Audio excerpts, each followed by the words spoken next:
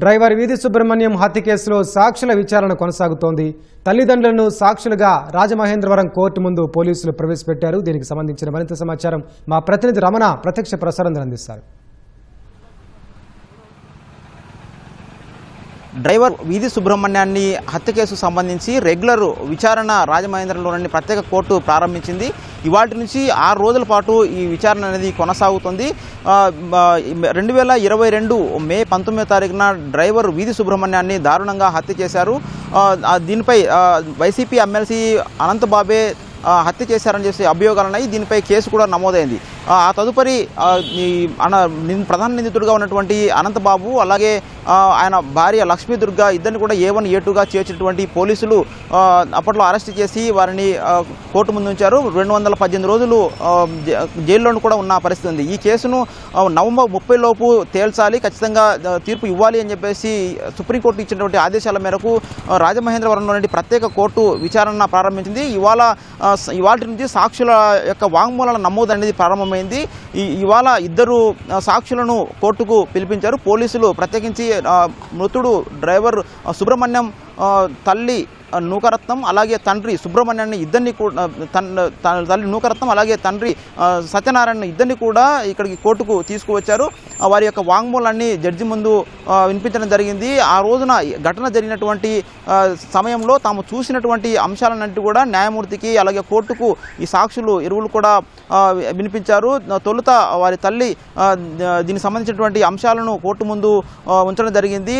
ఆ రోజు జరిగినటువంటి ప్రతి ఘటన కూడా తాను చూశానని, తన కుమారుడిని దారుణంగా హత్య చేశారని చెప్పేసి కూడా వారు కోర్టు ముందు తెలియజేస్తూ కన్నీటి పరివంతమయ్యారు. దీంతో స్వల్ప అస్వస్థకు కూడా గురయ్యారు. దీంతో న్యాయమూర్తి కాసేపు కోర్టును వాయిదా వేసి తదుపరి విచారణ కొనసాగించినట్టుగా తెలిపారు. మొత్తంగా చూస్తే కనుక ఇవాళ 2 సాక్షులు కీలక సాక్షులు అలాగే ఎవరైతే ఫిర్యాదు చేశారో వాళ్ళిద్దరూ వీధి సుబ్రహ్మణ్యం తల్లి నూకరత్నం అలాగే తండ్రి సత్యనారాయణ ఇద్దరి కూడా వాంగ్మూలాలను నమోదు చేయనున్నారు.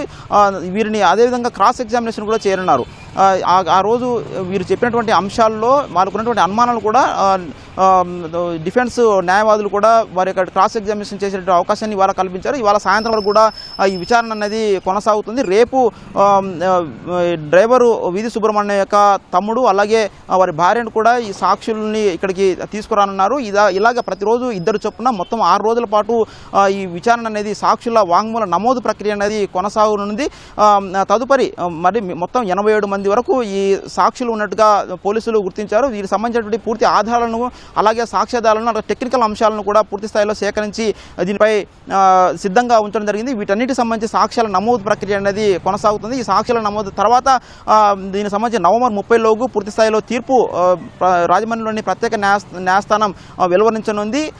దీనికి సంబంధించిన ప్రక్రియ చాలా వేగవంతంగా నడుస్తుంది. కార్యాచరణ కూడా చాలా ఇప్పటికే అనౌన్స్ చేసి వాటికి సంబంధించినటువంటి రెగ్యులర్ షెడ్యూల్ ప్రకారంగా ఈ నమోదు ప్రక్రియ అనేది కొనసాగుతుంది. ఇదే సమయంలో ఈ సాక్షులను బెదిరించినటువంటి కేసులో తనకు రెగ్యులర్ బెయిల్ ఇవ్వాలని చెప్పేసి కూడా వైసీపీ ఎమ్మెల్సీ అనంతబాబు పిటిషన్ వేసుకున్నారు. దీనికి సంబంధించినటువంటి విచారణ జరపనున్నారు.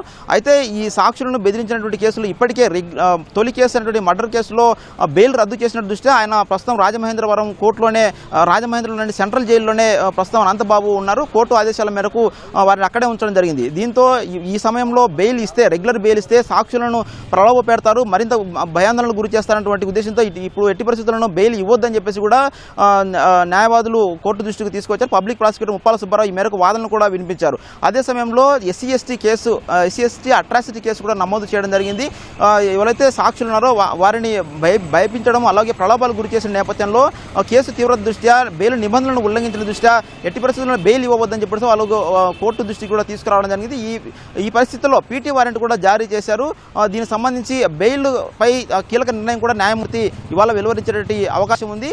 వీలైనంత వరకు రాని పరిస్థితి ఉందని చెప్పేసి న్యాయవాదులు చెబుతూ ఉన్న పరిస్థితి ఉంది. అయితే మొత్తంగా ఈ సాక్షుల విచారణ అలాగే ఈ ప్రక్రియ మొత్తం ముగిసే వరకు కూడా ఈ ప్రతిరోజు కూడా అనంతబాబును ఇక్కడికి కోర్టుకు తీసుకురానున్నారు. దీనికి సంబంధించి కోర్టు వద్ద ఎలాంటి ఇబ్బందికర పరిస్థితి లేకుండా పటిష్ట బందోబస్తు కూడా ఏర్పాటు చేశారు. ఎక్కడ అవాంఛనీయ ఘటనలు జరగకుండా పటిష్ట భద్రత ఏర్పాటు చేసి సాక్షులకు కూడా ప్రత్యేకంగా భద్రతను ఏర్పాటు చేసి ఇక్కడికి తీసుకొని వస్తున్నారు. ప్రస్తుతం అయితే ఇంకా విచారణ కొనసాగుతుంది. సాయంత్రం వరకు కూడా ఈ విచారణ కొనసాగే అవకాశం ఉంది. సాక్షులను వాంగ్మూలాలను నమోదు చేసిన అనంతరం రేపు కూడా అలాగే ఈ నెల 26 వరకు రెగ్యులర్గా ఈ సాక్షులు వాంగ్మూల నమోదు ప్రక్రియ అనేది కొనసాగుతుంది.